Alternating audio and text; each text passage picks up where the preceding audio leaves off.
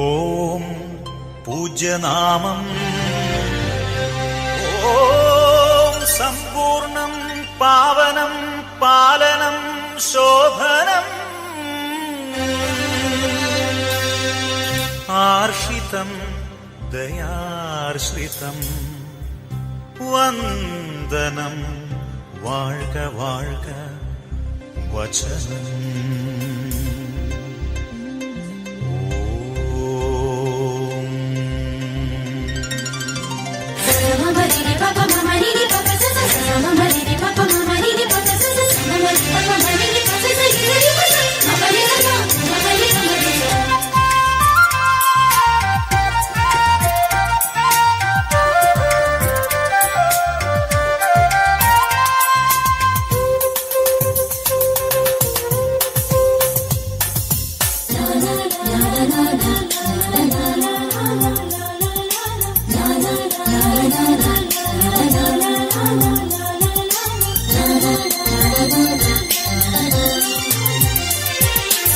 ఆదిస్వరూపం తేజస్వరూపం ఆది అనాది స్వభావం ఆదిస్వరూపం తేజస్వరూపం ఆది అనాది స్వభావం మృదుచలనం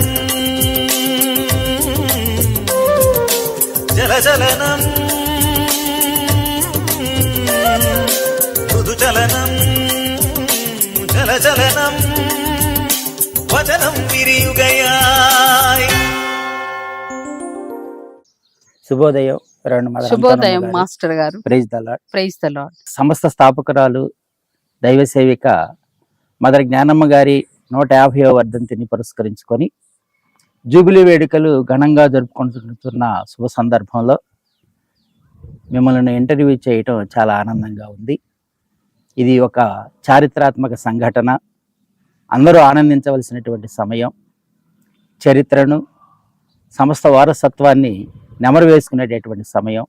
మీరు సమయాన్ని వెచ్చిస్తున్నందుకు మీకు కృతజ్ఞతలు. అసలు జ్ఞానమ్మ గారు ఎవరు? ఆమెను ఇంతగా మీరు గౌరవించటానికి, జ్ఞప్తికి తెచ్చుకోవటానికి కారణం ఏమిటి? మదర్ జ్ఞానమ్మ గారు విశ్వ శ్రీ సభలో తెలుగు జాతి ఔన్నత్యాన్ని చాటినటువంటి ధన్య ఆత్మ. సేవాభావానికి ప్రతీకగా నిలిచిన వారు. తమ సేవల ద్వారా మద్రాసులో సెయింట్ ఆన్స్ మాధవరం మరియు ఆంధ్రప్రదేశ్లో సెయింట్ ఆన్స్ పిరంగిపురం అనే 2 సంస్థలను స్థాపించారు.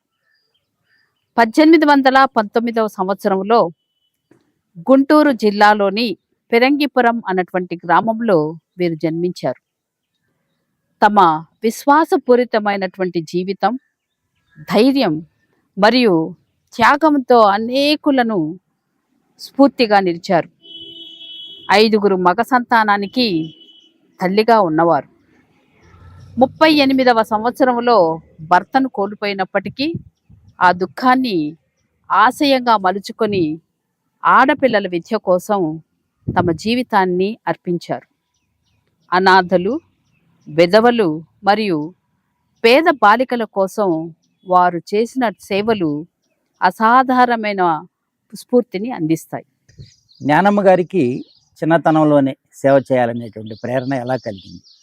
మదర్ జ్ఞానమ్మ గారి తల్లిదండ్రులైన గాలి రాయన్న, మరియమ్మ గారు గాఢమైన విశ్వాసం కలిగిన కథోలిక కుటుంబానికి చెందినవారు. వారి నుండి జ్ఞానమ్మ గారు లోతైన విశ్వాసం మరియు భక్తిని స్వీకరించారు.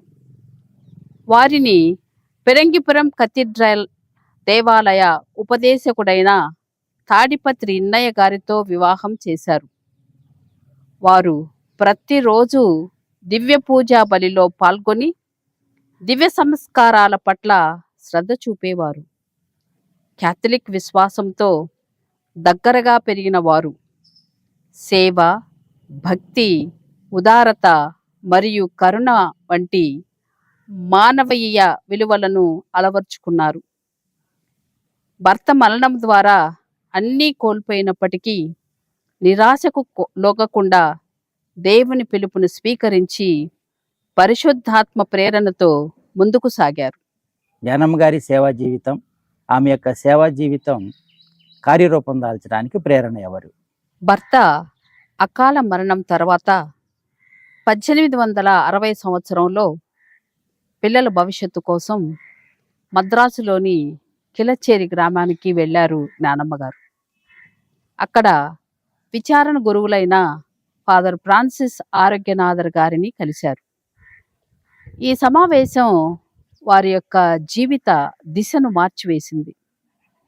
విచారణలో వారు బాలబాలికలకు సత్యోపదేశ సంక్షేమాన్ని నేర్పించేవారు.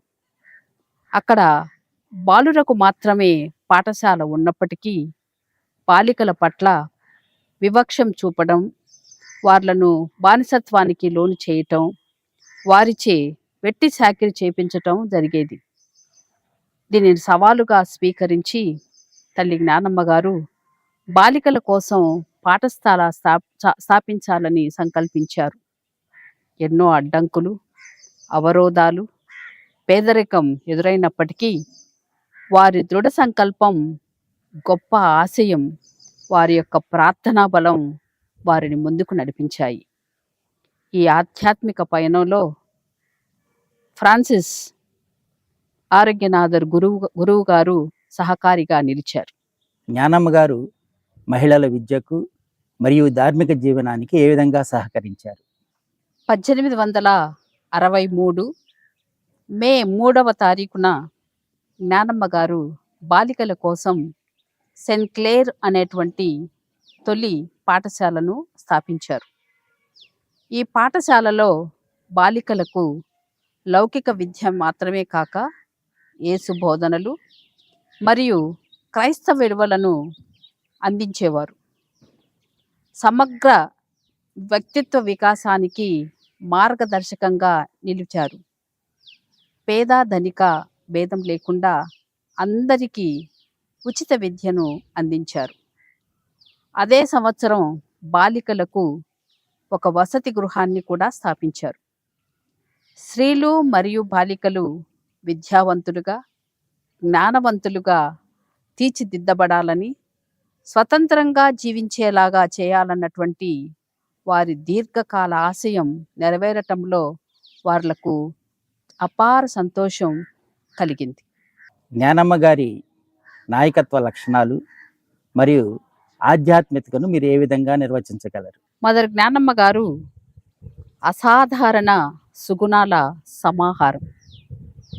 వారు ఎంతో ఉన్నత విలువలతో కూడినటువంటి జీవితాన్ని జీవించారు. ఆ విలువలను విద్యార్థులకు కూడా బోధించి తమ అనుచరులందరూ కూడా ఆ విధంగా ఉండాలని ఆశించారు.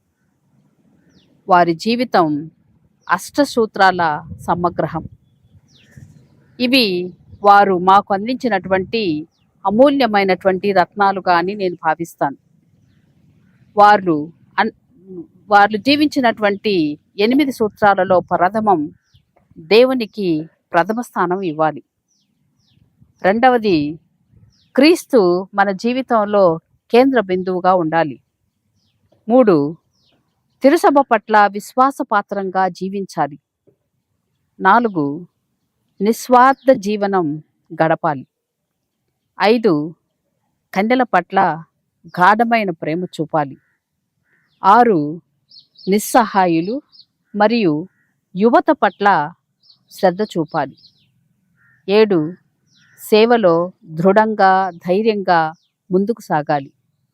8 జీవన విధానం సాక్షిభూతంగా ఉండాలి.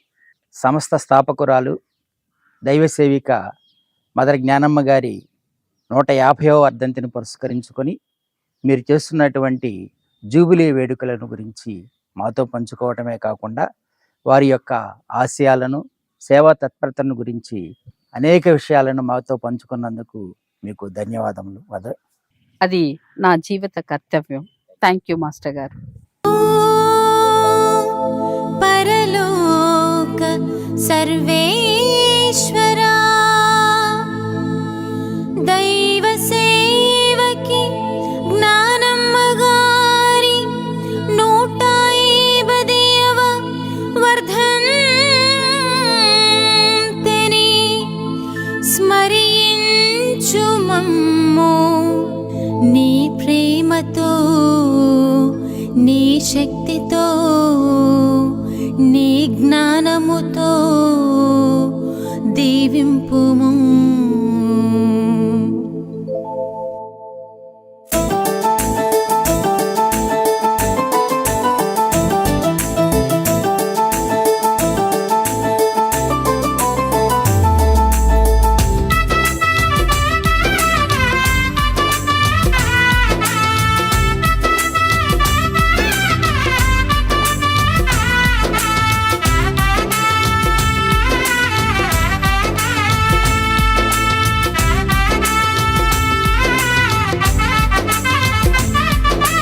జ్ఞానమ్మా జ్ఞానమ్మా నీ జ్ఞాన మాటలు మాకు నేర్పించమ్మా.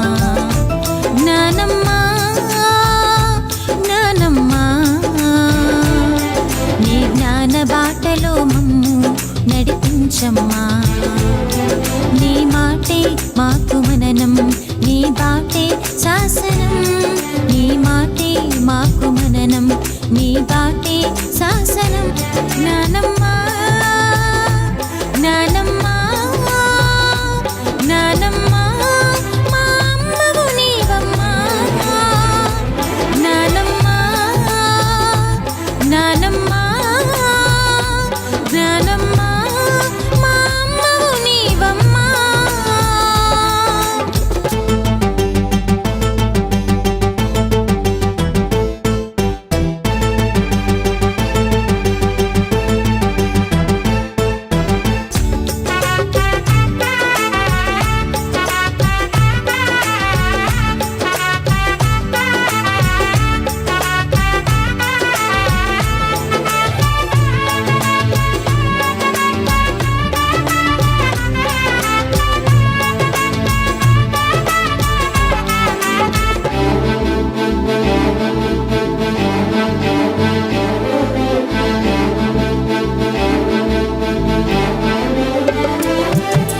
దేవదేవునికి ప్రథమ స్థానమును అందించావమ్మా. ధర్మ మహిమకై ఉన్నదంతయు త్యజించినావమ్మా.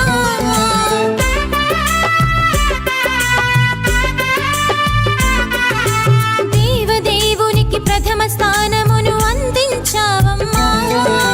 ధర్మ మహిమకై ఉన్నదంతయు త్యజించినావమ్మా. శ్రీ సభ ఎడల విశ్వసనీయత ప్రదర్శించినావమ్మా. శ్రీ సభ ఎడల విశ్వసనీయత ప్రదర్శించినావమ్మా. మఠవాసులనెల్లా ప్రభుని ప్రేమతో నింపినావు నీవమ్మా. మఠవాసులనెల్లా ప్రభుని ప్రేమతో నింపినావు నీవమ్మా. జ్ఞానమ్మా జ్ఞానమ్మా జ్ఞానమ్మా మా అమ్మవు నీవమ్మా. జ్ఞానమ్మా జ్ఞానమ్మా జ్ఞానమ్మా మా అమ్మవు నీవమ్మా.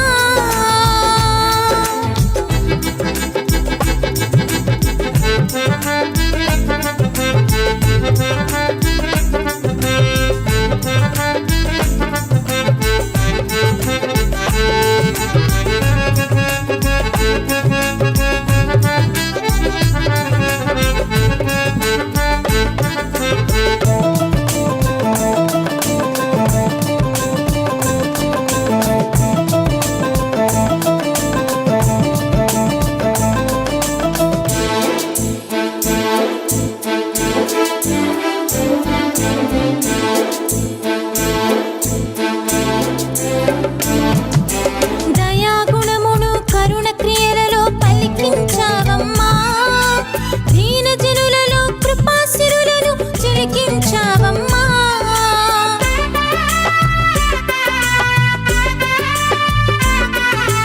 దయాగుణమును కరుణ క్రియలలో పలికించావమ్మా. దీన జనులలో కృపాసిరులను చిలికించావమ్మా. మనోక్షోభతో కృంగిన వారికి మమత పంచినావమ్మా. మనోక్షోభతో కృంగిన వారికి మమత పంచినావమ్మా.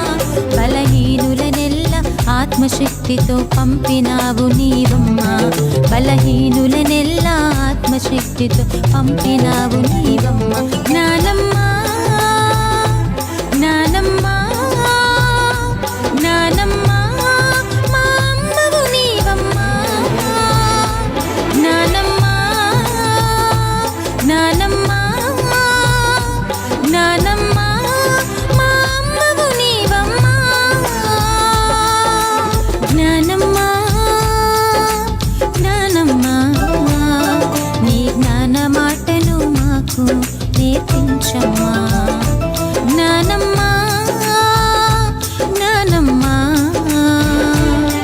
నీ జ్ఞాన బాటలో మమ్ము నడిపించమ్మా నీ మాటే మాకు మననం నీ బాటే శాసనం నీ మాటే మాకు మననం నీ బాటే శాసనం జ్ఞానమ్మ జ్ఞానమ్మ జ్ఞానమ్మ మా అమ్మవు నీవమ్మ జ్ఞానమ్మ జ్ఞానమ్మ జ్ఞానమ్మ మా అమ్మవు నీవమ్మ రెవరెండ్ సిస్టర్ పాల్ ట్రీజా గారు, ప్రొవిన్షియల్ సుపీరియర్ గుంటూరు ప్రావిన్స్ గారికి శుభోదయం. శుభోదయం. సంస్థ స్థాపనకు మొదటి బీజాలు ఎవరు వేశారు? సంస్థ స్థాపనలో మొదటి బీజాలకు అంకురము తల్లి జ్ఞానమ్మ గారే వేసి ఉన్నారు. వారు ప్రతినిత్యము పాఠశాలను వసతి గృహాన్ని సందర్శిస్తూ కిలచేరులో ఉన్నటువంటి బాలబాలికలకు యువతకు దైవభక్తి గురించి దైవ పిలుపుల గురించి సత్యోప సందేశం గురించి ఎక్కువగా బోధిస్తూ ఉండేవారు. వారు ప్రతినిత్యము వారిని సందర్శించినప్పుడు ఈ యువతలోని సుగుణాలను గమనించేవారు. వారిలో ఉన్నటువంటి అగతమ్మ అరుళమ్మ వీరిద్దరూ ఎంతో దైవభక్తి కలిగి ఎంతో మంచిగా ఉంటూ మంచి ప్రవర్తన కలిగి ఉదయం పూట ప్రతిరోజు గుడికి వెళుతూ సాయంత్రం జపమాలను జపిస్తూ పిల్లలకు ఎంతో సహాయం చేస్తూ మంచి వినయ విధేయతలు కలిగి ఉండేవారు. వారిని చూసి జ్ఞానమ్మ గారు ఎంతో మురిసిపోయేవారు. అదేవిధంగా వారిని గురించి ఫాదర్ ఆరోగ్యనాథర్ గారితో కూడా డిస్కస్ చేస్తూ ఉండేవారు. వారిద్దరు ఎంతో ప్రార్థన చేసి ఒక నిర్ణయానికి వచ్చిన తర్వాత అరుళమ్మ అగతమ్మలను కూర్చొని పెట్టి వారికి దైవ పిలుపుల గురించి దేవుడు పిలిచిన వారిని ఎంతగా ఆయన దీవిస్తారని దేవుడు పిలిచినప్పుడు ఆ బంధాలని కుటుంబాన్ని ఏ విధంగా త్యాగం చేసి మనం దేవుని సేవకు రావాలన్నది బోధించారు. వారు తమ నిర్ణయాన్ని తెలియచేసిన తర్వాత వారిని బళ్ళారిలోని గుడ్ షెపర్డ్ కాన్వెంట్లో తర్బీదు నిమిత్తం ఉంచి ఉన్నారు. వారు తర్బీదు పొందిన తర్వాత అగతమ్మ ఫిలోమేనాగా అరుళమ్మ యాంజిలేగా నామధేయం ధరించి తిరిగి కిలచేరికి వచ్చి మొదటి బీజాలుగా సెయింట్ యాన్స్ సంస్థకి వాళ్ళు అంకురార్పణం చేశారు. జ్ఞానమ్మ గారు తన అనుచరులకు అందించిన చివరి సందేశం ఏమిటి? జ్ఞానమ్మ గారు చివరి దశలో ఉన్నప్పుడు తన చుట్టూ తన యొక్క కన్యలను పెట్టుకున్నారు. అప్పుడు ఎంతో మంది కన్యలరేరు. సిస్టర్ యాంజలీనా, సిస్టర్ ఫిలోమినా మరియు ఒక నోవిస్ జోసెఫ్ మాత్రమే వారి చుట్టూ ఉన్నారు. వారు ఆ కన్యలను చూసి అక్కడ బాలికలను చూసి యువతను చూసి ఈ విధంగా తమ యొక్క అంతిమ మాటల్ని తెలియచేసి ఉన్నారు. మొదటి మాటగా ఆమె ఏమి చెప్పారంటే ఆమె ఖచ్చితంగా దైవభక్తి కలిగి ఉండాలని, దేవుని గురుత్వాన్ని పొందినటువంటి గురువులకు అధికారులకు తప్పకుండా వినయ విధేయతలు కలిగి ప్రవర్తించాలని, విధేయతతో వర్తించాలని చెప్పారు. రెండవ మాటగా నిరుపేదలకు బాలబాలికలకు ఎల్లప్పుడూ సహాయం చేయాలని, ముఖ్యంగా బాలికలకు సంరక్షణ వసతిని కలిగించాలని, బాలికల యొక్క విద్యకు మనం కృషి చేయాలని కోరారు. మూడవ మాటగా ఆమె కష్టపడి పనిచేయాలని చెప్పారు.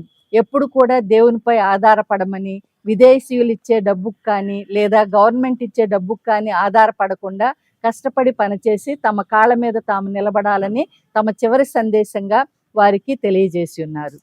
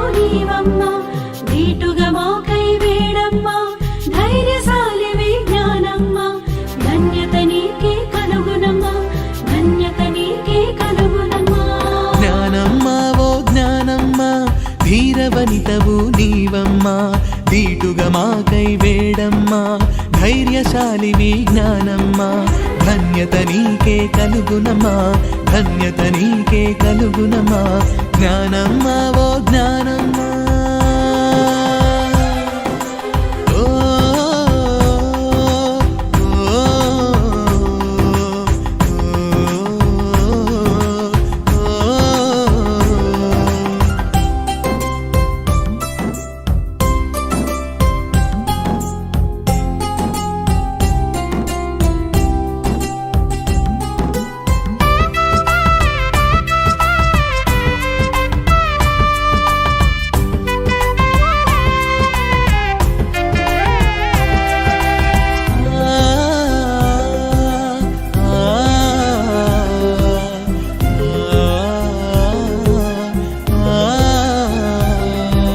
సజీవదేవుని సహాయమందే నిరతం మీరు ఆధారపడుడని స్వయం కృషి సంపాదనయందే నిత్యం సేవలు చేయుడని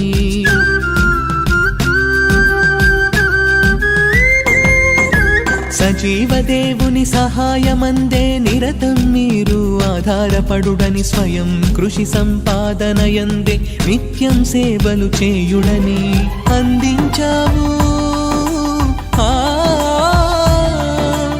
అందించావు నీ అంతిమ సందేశం అందించావు నీ అంతిమ సందేశం అనుసరించగా ఆదరించమ్మా ఆచరించగా మాకై వేడమ్మా అనుసరించగా ఆదరించమ్మా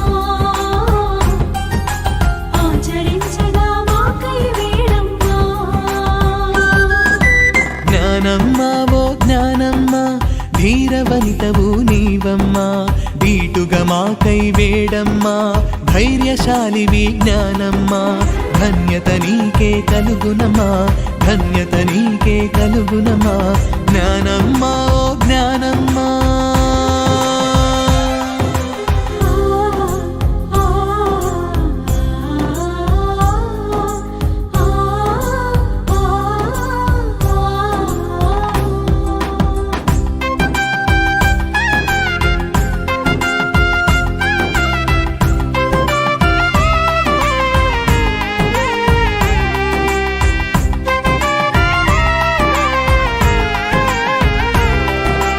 దైవ సన్నిధియే నిత్య పెన్నిధి క్రీస్తు ప్రేమయే జీవిత సారథి బలహీనులకు పరమ వారధి దీన జనులకు దివ్య వెలుగది